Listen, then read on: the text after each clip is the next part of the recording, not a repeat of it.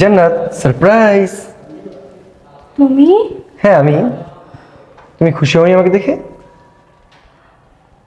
তুমি হট? জান্নাত, জান্নাত, এই জান্নাত ওঠো। কি হলো? ডাক্তার। হ্যালো ডাক্তার সাহেব, আমার ওয়াইফ হঠাৎ করে অসুস্থ হয়ে গেছে, ও অজ্ঞান হয়ে গেছে। একটু তাড়াতাড়ি আমার বাসায় আসুন প্লিজ। হ্যাঁ হ্যাঁ তাড়াতাড়ি। জান্নাত, এই জান্নাত উঠো না। শিট, ও কি করি, ভিতরে নিয়ে যেতে হবে। আসুন আসুন। পেশেন্টের কি হয়েছে? ও হঠাৎ অজ্ঞান হয়ে পড়ে গেছে। ও আচ্ছা আচ্ছা, একটু দেখবেন। আমি পেটটা দেখছি।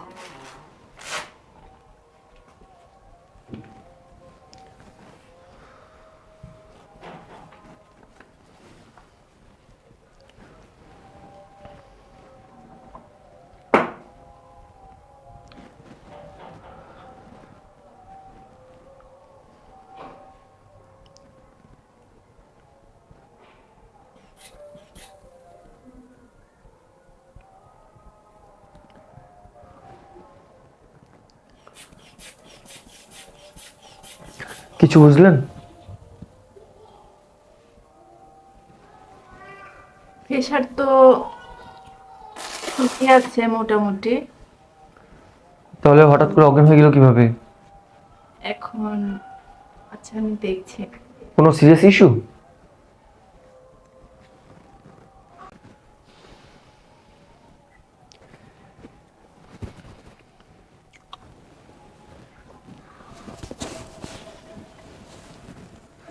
কিছু বুঝলেন? আচ্ছা আপনি আমার সাথে আসুন। আচ্ছা, ঠিক আছে। ডাক্তার ম্যাডাম, কি এমন হলো হঠাৎ করে ও অজ্ঞান হয়ে পড়ে গেল? কোনো সিরিয়াস কিছু? না না, তেমন কিছু না। তাহলে হঠাৎ আমার স্ত্রী অজ্ঞান হয়ে গেল কেন? চিন্তার কোনো কারণ নেই, সুখবর আছে। মিষ্টির ব্যবস্থা করুন। মিষ্টি? কিসের মিষ্টি? আর কিসের সুখবর? আরে আপনার স্ত্রী মা হতে যাচ্ছে, আর আপনি বাবা হতে যাচ্ছেন। আপনার স্ত্রী প্রেগনেন্ট।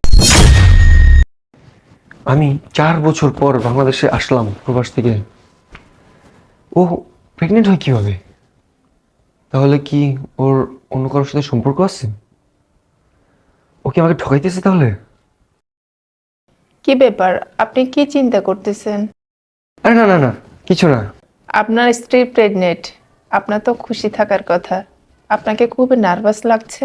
না না না, তেমন কিছু না। আসলে প্রথমবারের জন্য বাবা হচ্ছি তো, তাই একটু নার্ভাস লাগছে। চিন্তার কোনো কারণ নেই। আপনার ওয়াইফের দিকে একটু নজর রাখবেন, ও যেন সবসময় হাসি খুশি থাকে, আর কোনো ধরনের আঘাত না পায়, এবং কি কোনো টেনশন যেন না করে। আর খাওয়া দাওয়া ঠিকভাবে করাবেন, আর ফলমূল খাওয়াবেন। ঠিক আছে ম্যাডাম, চলুন আপনাকে এগিয়ে দিয়ে আসি। হ্যাঁ।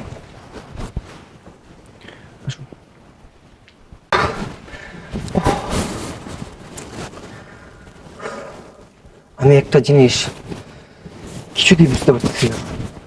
আমি 4 বছর যাবৎ প্রবাসে থাকি, কিন্তু আমার ওয়াইফ এখানে প্রেগনেন্ট। হিসাব তো কিছুতেই মিলতেছে না। তাহলে ওকে আমাকে ঠকাইতেছে, কিন্তু কেন? আমি তোকে অনেক ভালোবাসি, আর ও তো আমাকে অনেক ভালোবাসে। আমি যখন প্রবাস ছিলাম তখন ও প্রতিদিন আমাকে ফোন দিত, ফোন দিয়ে আমার খবর নিত, আমাকে কেয়ার করতো অনেক। আমি খাইছি কিনা, ঘুমাইছি কিনা, কি করতেছি না করতেছি। আমাদের মধ্যে তো ভালোবাসার কোনো কমতি ছিল না। তাহলে এটা কিভাবে হলো? আমি তোকে কোনো কিছু অভাবে রাখিনি, না টাকা পয়সার, না ভালোবাসার, না স্বর্ণালঙ্কারের। তাহলে ও আমার সাথে এটা কিভাবে করলো? তাহলে কি ওর কারোর সাথে সম্পর্ক আছে? আর সেভাবেই একটা জিনিস আমি মিলাইতে পারতেছি না। ও আমার সাথে এই কাজটা কেন করবে? আচ্ছা, যাই হোক, ওকে বুঝতে দেওয়া যাবে না। কয়েকদিন আমি নর্মাল থাকি, দেখি কি করে।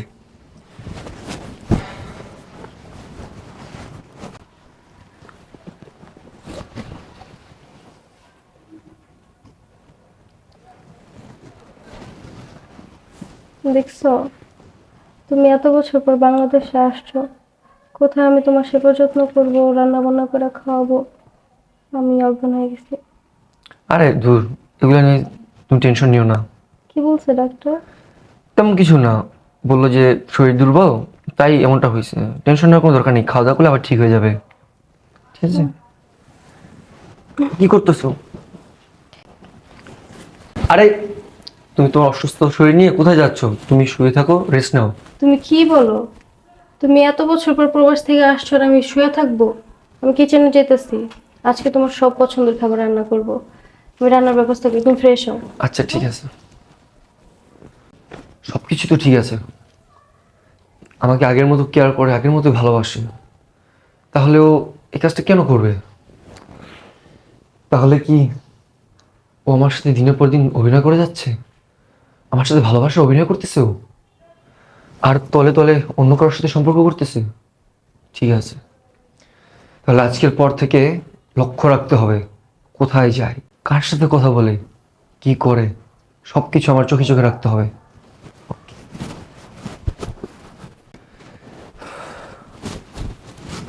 কি ব্যাপার, তুমি না শুয়ে ছিলা, উঠে আসলে কেন? শোনো, অনেক বছর পর বাংলাদেশে আসছি তো, তাই ভাবলাম বন্ধু বান্ধবের সাথে দেখা করে আসি। আর শোনো, আমার আসতে কিন্তু লেট হবে, অনেক রাত হতে পারে। ঠিক আছে? কি বলো তুমি, এখনই যাবা? এখনই যেতে হবে, ওরা ফোন দিচ্ছে তো। কালকে যাইও। না, আমার এখন একটু যেতে হবে, ইমার্জেন্সি। তুমি থাকো, ওকে? ঠিক আছে, আমি রাতে আসবো। একটু লেট হবে, বাট টেনশন করো না। তাড়াতাড়ি চলে এসো।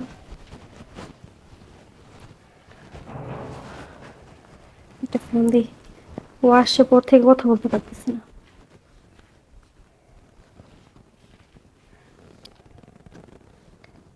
হ্যালো, কই তুমি? আরে কল দেবো কিভাবে, এখানে তো ঝামেলা হয়ে গেছে।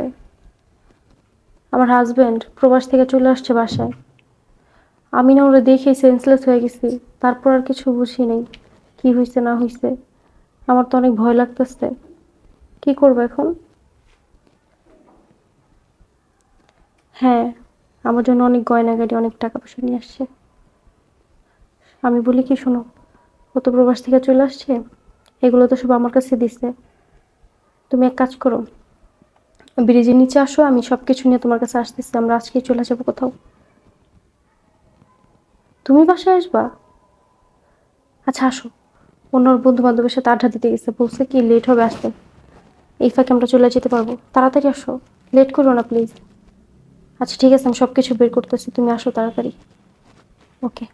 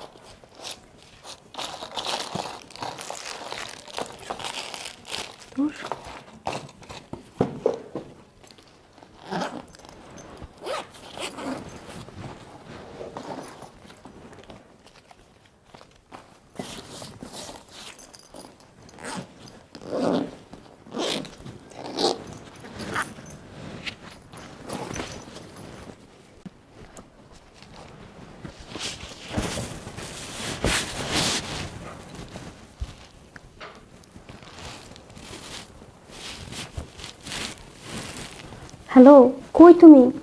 আমি তো টাকা পয়সা গয়নাগাটি যা ছিল সব কিছু ব্যাগে ভরে বসে রয়েছি।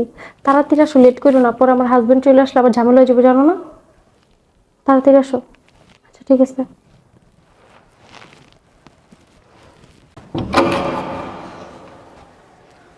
তাড়াতাড়ি আসো, কেউ দেখেনি তো তোমার আসতে?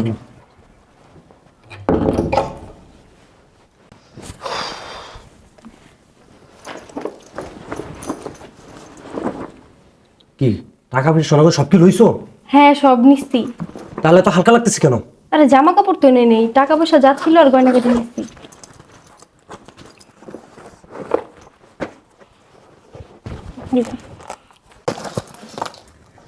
হ্যাঁ, কাঁচা বিদেশি সোনা 22 ক্যারেটের। এবার কপাল খুলে গেছে তোমার আবার। উম্মা। টাকা জীবনের মোড়ে বা বদলে গেছেন। তুমি আর আমি শুধু সুখের সাগরে ভাসবো।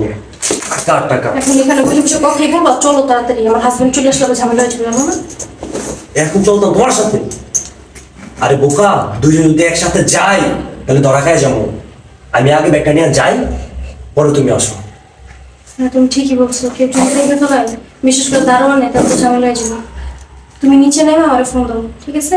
আচ্ছা ঠিক আছে, আমি এমনিতেই গাড়িওয়ালার ফোন দিছি, বাসার নিচে আইসি আমার ফোন দিব। আমি ততক্ষণে দেখে আসি, তুমি চলে এসো। গাড়ি আসলে কিন্তু আমার ফোন দিবে। আচ্ছা ঠিক আছে।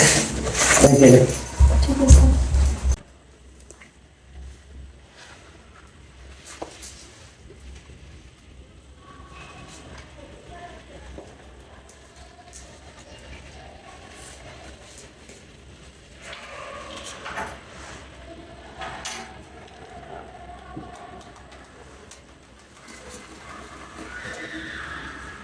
ফোন দিতেছে না কেন এখনো? আমি একটা ফোন দিই।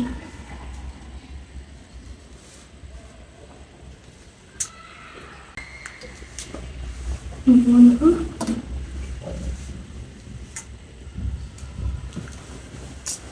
ফোন বন্ধ করতেছে কেন?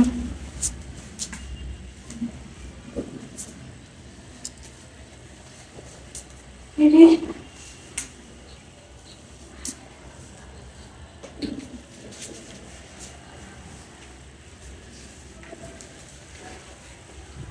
ও আমার বললো গাড়ি আসলে ফোন দিতেছে। ও ফোন দিব কি এখন? তোর ফোনই বন্ধ আসতেছে। কি হয়েছে নাকি?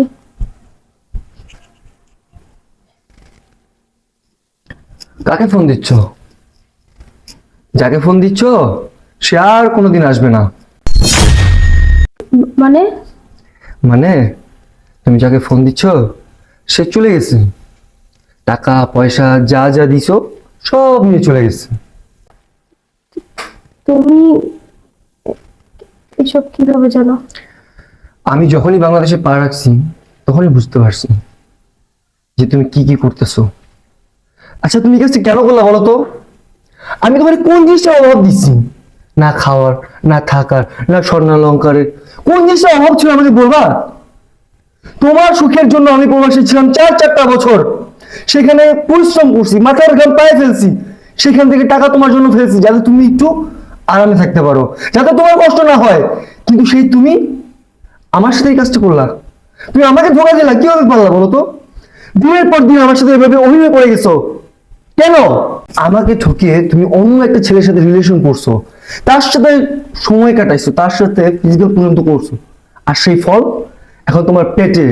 তুমি প্রেগনেন্ট। কোন জিনিসটা অভাবে রাখছিলাম আমি তোমাকে বলো তো? বলতে পারবা? কোনো অ্যান্সার আছে কি তোমার কাছে? তোমাকে কত ভালোবাসতাম আমি, কি না করছি তোমার জন্য আমি, আর শেষ পর্যন্ত তুমি আমাকে ঠকা আরেকজনের সাথে চলে যেতে নিয়েছিলা। আমার স্বর্ণ গয়না টাকা পয়সা সব নিয়ে চলে যেতে নিয়েছিলা। আমাকে ঠকিয়ে তুমি যার সাথে চলে যাওয়ার প্ল্যান করছিলা না, সে তো চলে গেছে টাকা পয়সা নিয়ে, গয়না নিয়ে, কিন্তু তোমাকে নিল না কেন? তোমাকে তো নেয়নি, দরকার নেই তার। তার দরকার ছিল স্বার্থ, যেটা সিদ্ধি হয়ে গেছে। আরে শুনে রাখো একটা কথা, বিবাহিত মেয়েদের সাথে পুরুষরা শুধু স্বার্থের জন্য সম্পর্ক করে, ভালোবাসার জন্য না, সংসার করার জন্য না, স্বার্থের জন্য।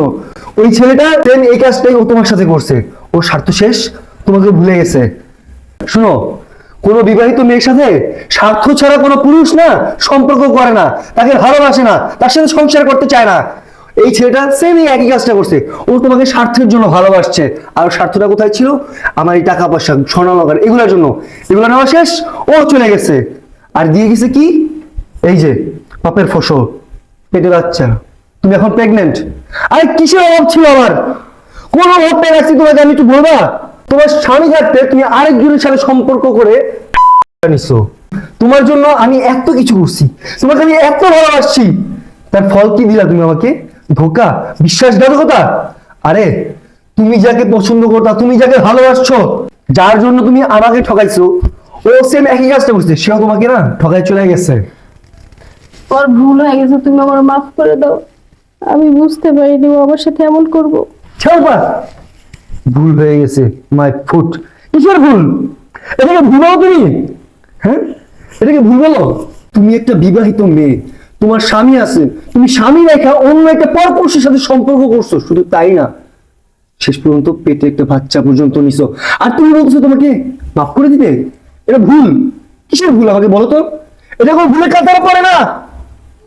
বিয়ের আগে মানুষ যেটা করে সেটা ভুল, বিয়ের পরে যেটা করে না সেটা ভুল না। এটাকে বলে সিদ্ধান্ত। তোমার সিদ্ধান্তই ছিল তুমি আমাকে ছেড়ে দিবা, ওই ছেলেটার সাথে চলে যাবা।